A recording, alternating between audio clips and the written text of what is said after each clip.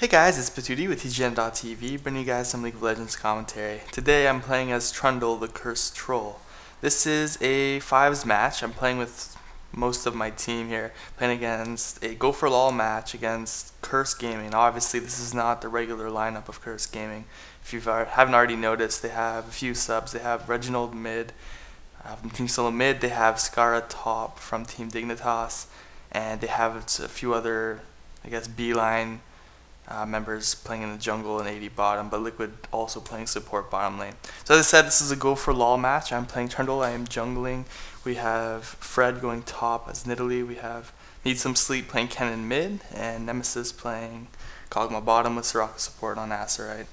Now what we're aiming for this game was kind of a poke comp. This was in the early stages of our poke comp, and I'm just going to throw a disclaimer right away that this is one of my first games as Trundle, and it's really not a good game, so I'm going to take the opportunity to show you what I did wrong this game and criticize and show you guys how you can improve your Trundle if you're interested in playing this troll hero. So first of all, as you see, I start with Cloth 5. First of all, if you want to play Trundle, do not start with those items.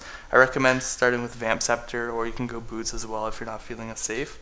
And for Masteries, I go 21-9. This match, I think I was like 9-21 or something.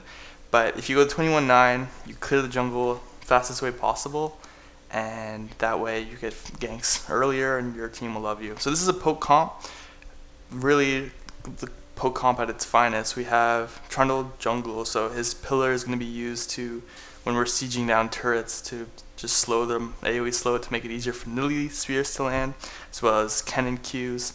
So a bit more about the poke comp. If you don't already know what it is, the whole goal is to just push towers as fast as you can and create a situation where you can push a turret and the enemy team cannot do anything. They can't engage, they can't do anything. So some of the core principles of this comp is having Trundle in the jungle. Nidalee is really, really important, so usually you run Nidalee top or mid. You see Nidalee gets ganked there by Udyr, but she manages to get away. So why Nidalee is important? Her spears are excellent for harass, for poke. Just to harass them as much as they can, make sure they can't do anything, zone the enemies out. Here I just failed to gank mid. And also she provides heals that able to sustain the sieging of turrets. Also very important is to have a mid that has long range abilities. In this case we have Kennen, his Q does suffice. Other good people you can have are Morgana, Xerath, all very good. Galio, so which shields you've been running lately. And for your bot lane AD, you want somebody who's very safe. Kog'Maw is pretty safe in a 5v5 because he has E to slow to disengage out of fights. And Soraka, of course, provides sustain to sustain the siege. So, usual jungle route, you just go Wolves, Blue, Wraiths, Red, and then back to Wolves. Or no, sorry.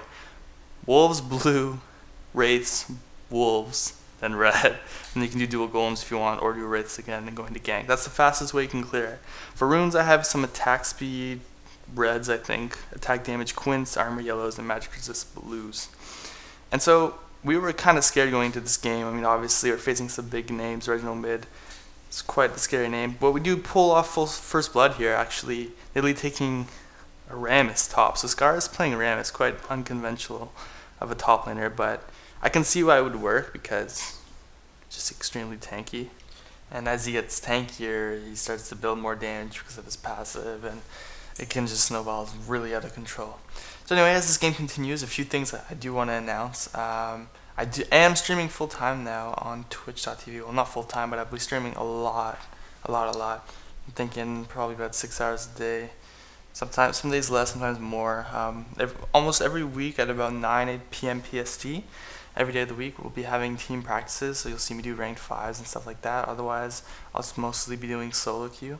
And this gank bottom here, I almost pick up the zillion. Anyway, so it's www.twitch.tv/patootie, and there'll be a link somewhere, I'm sure, in the description or somewhere in the annotation. But yeah, definitely come check me out if you like it. It's pretty high quality. I think like recently got fiber optic internet, 30 upload, 30 down, so that's pretty fucking awesome. And so yeah, come check me out. And also, I wanted to give a quick shout out to a very special someone. Her name is The Lovely. She makes quite a few videos on YouTube, and once you see this, hey The Lovely, hearts, hearts, hearts. And yeah, so let's just go on with this game. I'm still just jungling around. Another big mistake I did here is I got my Razor before Boots. I would definitely not recommend that. If you don't have the gold for both on your first buyback, I would just get boots and maybe a ward or something until you can get your wriggles. But I still generally follow about the same build. I do get wriggles first, and then depending on how farmed I get, I can usually get a wit's end or a phage, and then obviously I want a frozen mallet, and would still get wit's end usually at some point, and just generally get overall tanky because you're going to be tanking a lot as a melee jungler. So Originals is farming mid here, have my double buffs, need some sleep heading back towards lane, not too much going on. Bottom's getting pretty aggressive. And yeah, we're going to start like trying to get some control over Dragon soon. Now, this is, I mean, today's Valentine's Day, it's February 14th. So this actual game was, I think, was a few months ago, so there's quite a few differences in the patch nowadays. I think this is one of the patches where spells apply red buff, and Reginald will go really aggressive on this Kenny here, but he does get away. So we're still just dwindling over Dragon. They're still dancing around it, but it doesn't look like they're going to go for it just yet. So I'm just going to keep farming. Top lane is turning into a bit of a farm fest after that first blood. I don't think she is too far ahead. They're still both just farming a lot. Rammus can avoid a lot of harass with this W, obviously, and there's not really much that anyone can do about it. So here I'm going to go aggro on this Rammus. I'm trying to stay as close as I can before he starts rolling, but actually he wasn't close enough. So I flashed to stop him from rolling, but it's not going to be enough. We throw an exhaust and everything, but he's going to flash over the wall and get away. He's so tanky at this point, we don't have enough damage to take him down. And them seeing me top, good reaction, they go immediately to Dragon. However, they're getting a bit too low, and our top lane is already there, and obviously we just saw Rammus is really low. So we're going to be probably able to pick up this kill. Do we get it? Yes, but at the same time, Reginald throwing a lot of damage all over our team with his ult, but not enough to kill anybody. So I think struck ult, so keep everyone healthy enough so that they didn't get close to dying. Now, I guess we didn't take Dragon right away. We probably should have taken it. That was an easy Dragon. And then, actually, no, Rammus got there, so that could have been quite dangerous, even without the Xerath ult. But Rammus going back top. I love that skin. It's like the Bowser skin. But yeah, because of like my starting, I wasn't nearly as aggressive as I should have been. But if I would have won Vamp Scepter and aggressive masteries, you get items quicker too because you don't waste as much gold on pots. And because of the Trundle's passive, he really doesn't need cloth armor that early. It really doesn't help him. I apologize for my voice cracks, oh my god. So I'm going to try to gank bottom again here. Not really going to do much. He's going to ult himself, so I'm going to burn an ult out of him for my ult. And not too much is going to happen either. So Dragon is still up. I'm surprised we haven't gone for it yet. Reggie with blue buff. Scars here. Just going to throw a pillar, just a smack in the face. Get out of here. We have a pink ward on Dragon, which is really good. Support players. If you can't afford an oracles, pink important objectives. Alright, I'm just going to get caught on the wrong side here. Oh, but he's just so tanky. Wow, we weren't able to finish him off. One thing that's really good for late game, Trundle's ult just destroys Rammus late game. And because of how low we got him there, we should be able to take this Dragon pretty easily. That's one thing you want to do once you have your whole team around Dragon. Go really aggressive. If you can get somebody low, well, I mean, don't go overly aggressive, but if you can catch somebody at a position like that, even if you don't kill them, you just get them low, it'll give you enough control to take important objectives. But yeah, Trundle's ult just completely decimates Rammus once he puts his W on. Just shreds him really badly. I'd say it's probably one of the best counters to Rammus. Especially since he's top lane and getting all the farm. He's going to get so tanky. Gonna come up top here. See if we can get a gank on this Rammus. He's really overextended. But still, he's still incredibly tanky. I don't know if we're going to have the damage to kill him. But see, I threw my ult on him while his W was on. It absorbed so many stats. And actually didn't have to flash there as he already interrupted his fireball. But just to make sure we get the kill.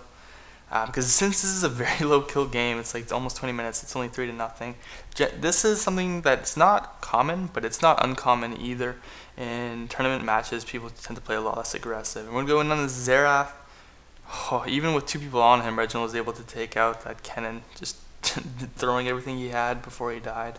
And at this patch, Cleanse did not remove ignite damage, so He took the full damage from the ignite even though he cleansed the stun. I'm going to stay out the mid here. We did lose our bot turret, but we took their top turret as well. And yeah, so these low kill games, like, you might as well blow everything you can just to assure you get the kill. Because odds are your stuff is going to be back up before the next fight anyway. So lots of wards going down. It's another thing you'll see a lot of high elo players do. And so as soon as you can pick up a safe oracles on support when you don't think you're going to die, or you're not getting crazy fights bottom, and you're starting to roam more, great time to get oracles and get more map control. So another really popular thing that's been emerging lately is if you get an early kill as a jungler, or like just early dominance, just get oracles right away and just assert that dominance. And then if you run it like to go gank a lane, you see a ward, you kill the ward, whatever, you come back a few minutes later and kill the ward again if there is. If not, you get a successful gank off. Another fight here at bottom lane, awkward positioning on this Kog'Maw, so he had to flash back. He's taking a lot of damage from Xerath's siege mode.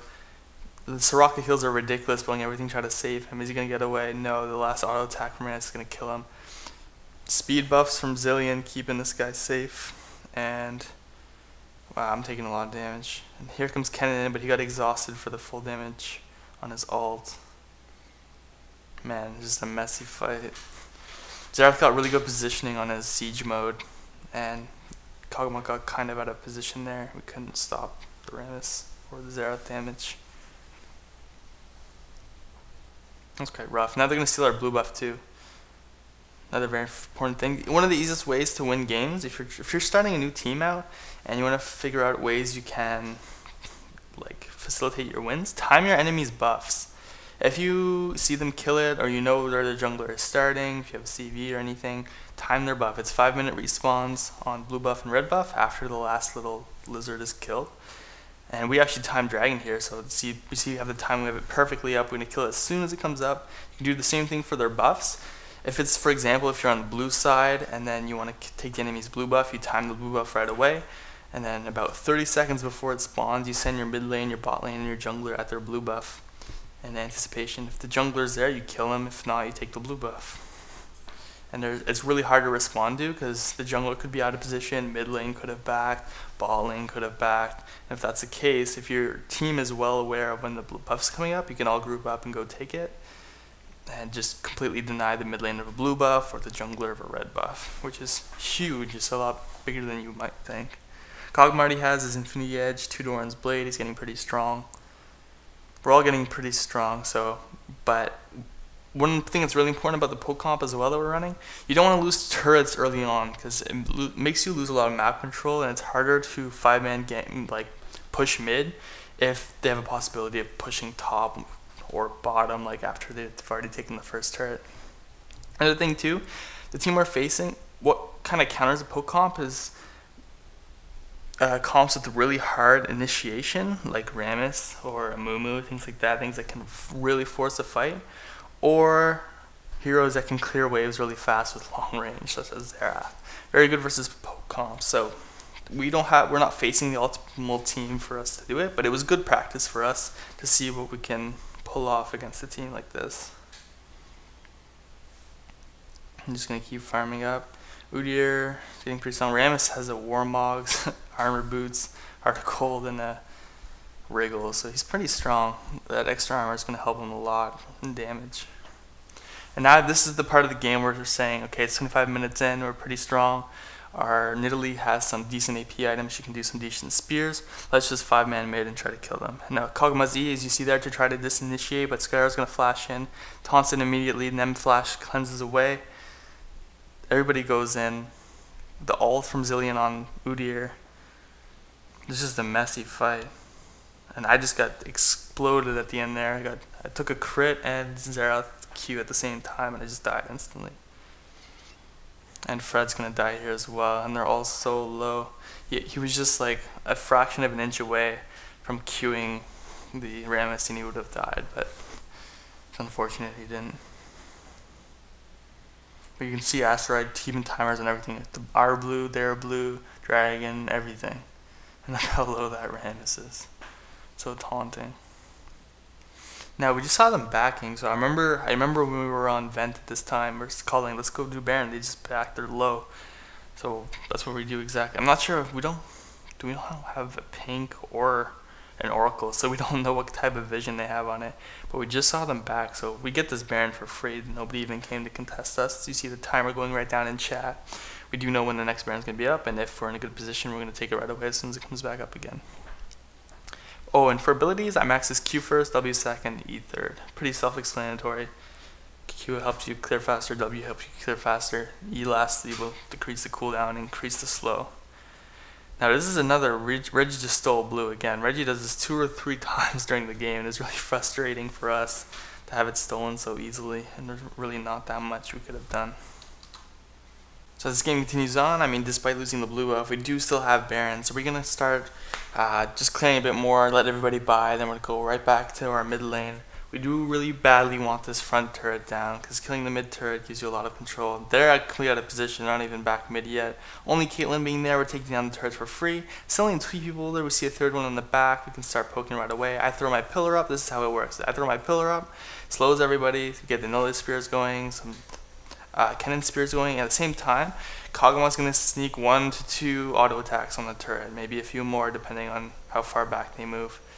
You can see them, it starts eating away at them really. Like, even if you miss everything, you just start throwing everything at them, and hopefully they eat a little bit of AoE, anything. If you have Baron and they don't, it makes it a lot easier too, because you're going to heal automatically. They're not. They don't even have any type of heals. Their support player is playing Zillion, which is useful in his own way, but not versus Poke, because he has no heals, nothing to sustain. At the same time, you'll see the Xerath being very annoying. We'll take any angle he can to get some free hits on us, but because of it, we have Baron. We take the second turret. We really don't take any permanent damage when he harasses us like that. We just heal right back up, especially with both Nidalee heals and Soraka heals. And we have the timing on the enemy blue buff. We're going to pick that up right away. Just completely dominating their jungle, not giving them any chance to do anything. We're going to head right back mid. We're going to clear a few traps. Caitlyn traps are also really good for both a poke comp, because you can zone them out of their own turret, or they're really good for defending against it, because it prevents you from hitting their turret. Now we don't have Baron. We're going to keep pushing here. Now here we go again. This is the forced initiation I was talking about. Scar's going to go in, going immediately for the taunt on Nemesis. But Nemesis kites him so well, gets him so low. He's going to take so much damage before he even got to him.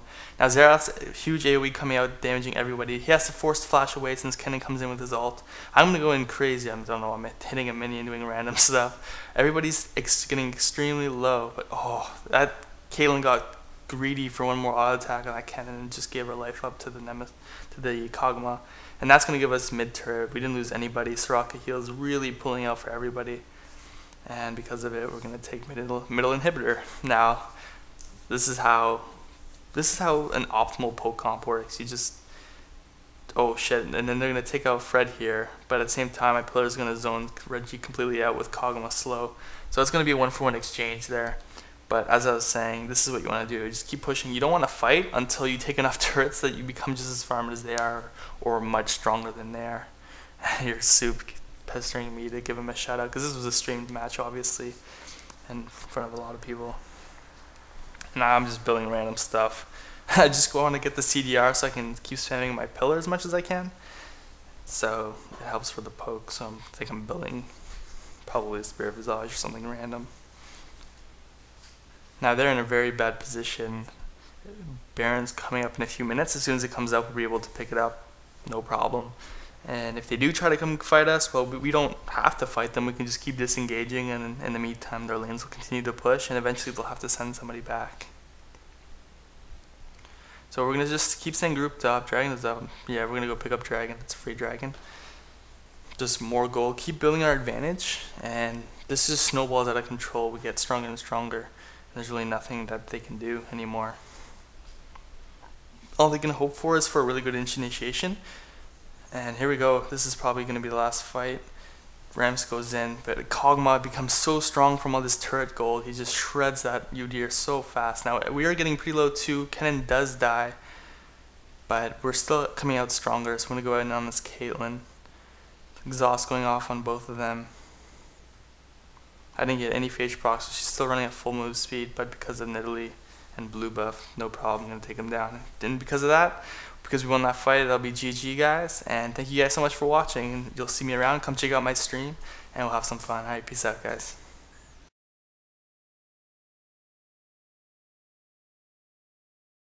This video is part of the Way movement, which is a career path in video. If you're interested at all, do check us out on our website at tgn.tv. Later, guys.